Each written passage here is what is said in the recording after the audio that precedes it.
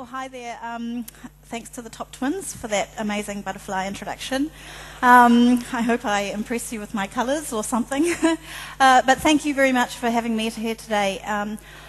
As they've sort of indicated, I'm going to talk to you a little bit about social change. It's the business that I'm in. And I guess what I'm hoping to leave you with a couple of lessons that I've learnt in my wee little 6.5 years of running a business that is committed to social change. And hopefully some of that might even impact a Jedi. You never know. So just starting off with just a bit of background, really, and I think this is something you're probably all familiar with, but many, many years ago, I started to really reflect on the media that I was experiencing, and the media being the newspapers, television, radio. And I noticed that, you know, the constant stories about the ills that plague our world were sort of relentless, really.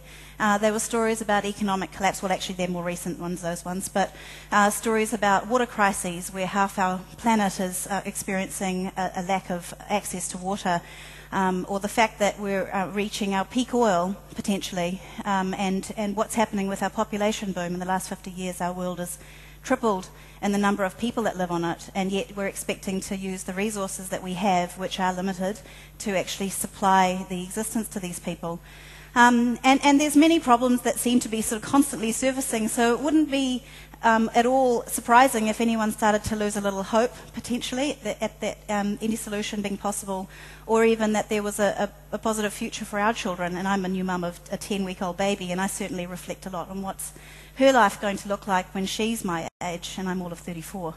So, you know, it's been a very interesting reflection exercise, but it was that really kind of spurred me into action, where I thought, well, I'm a business person by nature, that was my training and interest, but actually filmmaking was my passion and storytelling. And so I thought, well, how can I kind of combine the two and use those tools to impact some of those issues? And bear in mind, you know, you're not going to solve all the world's problems at once, but, you know, the question being, what can one person do? And this is a challenge I put to you as well, what can one person do? Because I think one person can do a tremendous amount. And in fact, that's the only thing that ever has made any difference in our world is when one person has stood up and done something. So taking all the lessons from the sort of Mother Teresas and the Gandhis and so forth, I set forth on a little bit of a journey myself and started a company called Borderless. And the challenge being obviously to work in the space of social change and to derive social outcomes. But actually on reflection now I think, well, actually I think I was trying to challenge myself to run a commercial model that could actually impact social change rather than a charity or a not-for-profit. So those things were all kind of mulling around at the time. And I'll tell you a story about a project that I embarked on which really did change my life and has impacted everything I've done in my life and my business since. And it's called the project was called A Grandmother's Tribe. It started off being an idea for a film set in Africa. And the story was about the grandmothers who were raising the 14 to 18 million African sub-Saharan grandchildren who were left behind from parents who were lost to HIV and AIDS. I had never been to Africa. All I had done in that point was research and talk to people who had been and ask them what they felt was going on and what were some of the opportunities for solving the solutions to HIV and AIDS. And so having cobbled together a bit of a story, I thought, well, I can't be spouting any kind of take action message to anybody yet because I haven't even got my hands around what this thing is. So I went over there and spent a month working in the slum of Kibera, which is the largest slum in Africa, and also in a beautiful village on the Ugandan border in Kenya. And it was an incredible exercise, and I guess that was where I learnt my first lesson about social change, which was actually a genuine insight is really, really important because we have a lot of problems in the world and we often try and, from our first world contexts, try and come up with solutions that are reflected in a third world country, but actually it's completely useless if you haven't really got a handle on the first world problems. So I learnt a lot about the needs and the issues and the things that were going on and the incredible resilience and power of the grandmothers to change the lives of these little grandchildren. So we came back to New Zealand, I made a film and gathered a community of interest around it. And just as a sideline note, the interesting thing also was that the film was financed through a community of donors and people who supported the issue. So it wasn't a purely commercial model at the time, but I felt that people would be willing to contribute based on the pitch at the time, which was how can we make a difference here. And came back and finished the film, and of course, you distribute films in festivals and onto TV, and we made a few sales into the US and into Africa and into New Zealand.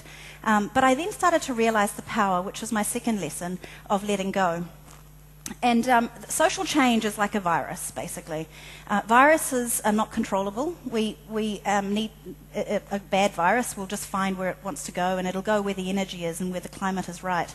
And social change is much the same. So instead of policing what filmmakers often do, which is the copyright laws around film, and don't screen it unless you pay me X amount, and don't share it, and so forth, we said to everybody, get a copy of the film and buy a copy of the film. Legitimately was the case for most people, and share it in cinemas, share it in your schools and your communities, your companies and your homes. And we even gave 250 copies of the film to grandmother groups across across Canada, who were campaigning to support the African grandmothers, and this is something else that was running concurrent to the film.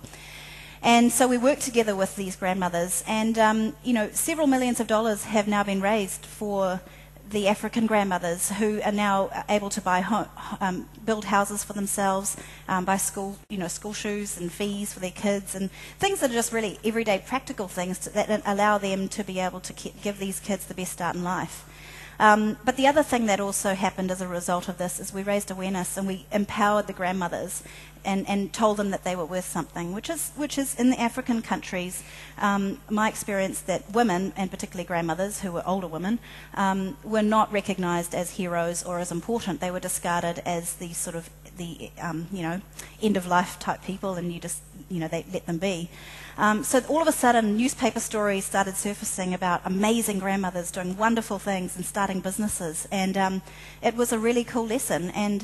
And we launched at the same time then a Take Action campaign, which got people to really buy into raising money and doing great things. And that was my third lesson. You need to make the social change request really super simple for people, because we're all busy. The people we're asking to help are first world people. They're people who have busy lives like you, and short of actually just giving $1, we need to actually spell out what it is we want you to do. So we put a booklet with the film, the DVD. It had a list of questions, a list of instructions, and we said, this is where you need to put your energy. And people did, and it was an amazing thing for me to watch. And on reflection, the last thing I learnt in that particular exercise, which I think is really important, was the power of intent. And I think you would know all this when you strategize and set goals and things in business, but the same thing applies in social change. When we have our intent pure and unclouded on a subject where we want to, particularly a cause in this case, we need to focus on that. And had I set out to get rich and famous making a film, I may have failed on both counts. But had I didn't set out to do that. I set out to make a film that was commercially viable, that would make sales, but that actually in the end, the ultimate goal was to change the lives of grandmothers. And I think we've made some success in that department. So those are the lessons, and it's been amazing. So there's one more lesson I've learnt in social change, but it wasn't through the film. I should pause because I'm nervous and I'm talking really fast. Anyway, breathe. This is where the glass of water thing helps. But anyway, fast forward 3 years, and yes, I'm a filmmaker, but I actually, I think in my heart, social change is where it's at. And I came across this wonderful woman called Minnie Baragwanath, who's a Kiwi, and I'm not sure if anyone in the audience has met her, but I know Therese has, and who's coming up next. Minnie is a bright, vivacious, unforgettable person, and I met her through Leadership New Zealand, and she had this dream where she said, look, Q, because Minnie lives with a sight impairment and was a disability advisor at Auckland Council at the time, and she said, Q, I have this dream that we can change the lives of all disabled people so that the world is truly accessible, so despite your impairment you can live and you can work and you can aspire to be Chris Quinn and you can do anything you want in this world, and you can actually achieve great things despite having the disability, and I'd even go so far as to say you could achieve those things because of having the impairment. And so we thought, gosh, it's a bit of a tall ask, but we cooked up a plan, took it to government, and we came up with a brand called Be Accessible. And it's been an amazing lesson. Oh, thank you. Now I don't have much time, so I'll just keep going.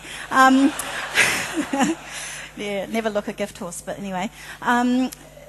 So we cooked up this plan, and the plan was that we would solve the issue of accessibility or the need for accessibility in three ways. We would come to businesses and organisations throughout New Zealand and eventually the world, and we would say, here is your economic opportunity. You can get 20% more customers, you can get 20% more uptake in staff and customer service and everything if you just become more accessible.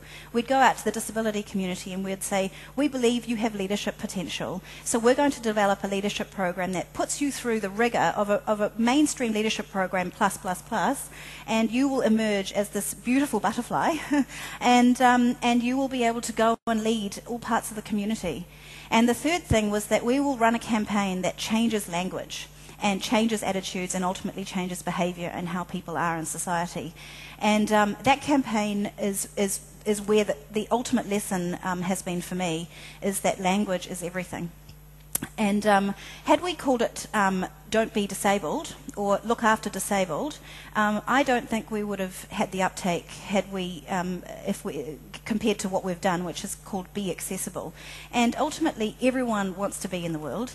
And by positively reframing the whole situation of disability, we've actually opened it up to everybody and invited everybody to think about how barriers and need for access has actually impacted their lives. And, if I break my leg tomorrow, all of a sudden, walking up 7 flights of stairs is out of the question. So it can happen to any of us at any time. So this idea of how we say things, and I mean, you guys, obviously marketers, the ultimate at this, it's the power of invitation through positive influence and so forth. But in social change, it's so important, because the old way of campaigning for causes is to be an activist. And there is a place for it for sure. Don't violate the human rights of a disabled person, or don't do this and don't do that and don't do this. But ultimately, those fearful tactics are nowhere near as powerful as the desire to actually do something really good. So appeal to the positive in people. So yeah, that's the last main lesson. I mean, there's been screeds and screeds of them, and it's been really interesting. But I had one last thought, and this was sort of in the middle of the night as I was feeding my little girl at 3 a.m, and I thought, what am I going to say to Genai that relates to them? Because otherwise I'm just rabbiting on about me. And I wondered, I had this light bulb moment where I was like, well, I mean, I wanted to set up Borderless so that it would be commercially viable, i.e. not reliant on the, handouts as a business, but also to be running social change. And I probably haven't made this point clear enough, but I wonder if Genai, this is a random opportunity, could actually set up within its own business structure the measure of social change as a part of the work that you do, and actually champion that kind of idea as something all businesses could eventually do. I mean, we've kind of sort of tackled it a little bit with sustainability, but again, that's kind of unfortunately gone a little bit in the greenwash category. But I wonder if you could actually measure the impact on people internally and externally. You could even include all your community engagement work and your sponsorship as part of that, and come up with an index that measures social change as a part of your reporting structure and your measurement for success. So I'll leave that thought with you. Those are the lessons, those are the insights for me. I'm sure there'll be many more, and yeah, it's an exciting journey, and thank you so much for having me here. I've got 1 minute left to go, so I'm going to go and leave you with a minute to think. Cool.